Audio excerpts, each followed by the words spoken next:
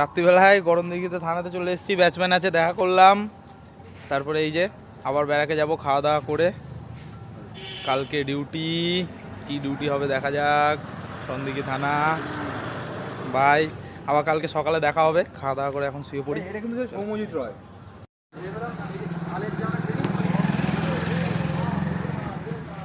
এই বন্ধুরা, তা জানি না কপাল ভালো না খারাপ, সিভিলে ডিউটি পড়েছে।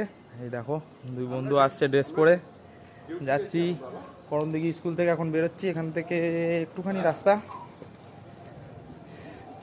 যাই। এই যে স্কুলের গেটটা দারুণ, করণদিঘি হাই স্কুল। এখানে আমাদের থাকতে দিয়েছিল। করণদিঘি মাঠ খুব সুন্দর,